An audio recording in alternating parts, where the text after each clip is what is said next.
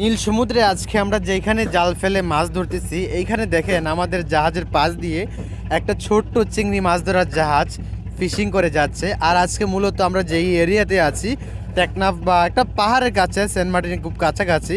এখানে নেটওয়ার্ক পাওয়া যায়, গ্রামীণ সিম টেলিটক সিমে নেটওয়ার্ক পাওয়া যায়।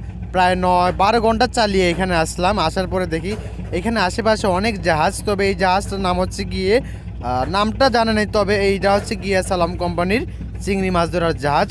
সালাম কোম্পানির আরও অনেক জাহাজ আছে, এটা সবচেয়ে মিনি জাহাজ, এর চেয়ে বড় জাহাজও আছে কোম্পানির। তো এই হচ্ছে গিয়ে চিংড়ি মাছ ধরার জাহাজ। আমরা সমুদ্রের অনেক পশ্চিমে ছিলাম, পশ্চিম থেকে চালিয়ে আস্তে আস্তে প্রায় টেকনাফ বা পাহাড়ের কাছাকাছি চলে আসছি। তো এখন আমরা জাল ফেলবো, এখনও জাল ফালাইনি। তো আমি আপনাদেরকে দেখাবো যে আমরা জাল ফালাচ্ছি কীভাবে। এটা হচ্ছে জাহাজের টোলডোর, জালের টোলডোর, জালের মাছ ধরার প্রয়োজন, এগুলো প্রয়োজন। তো এই পাশেও থাকে, ওই পাশেও থাকে। আর এই যে লুক ফিশারম্যান ভাই যাচ্ছে।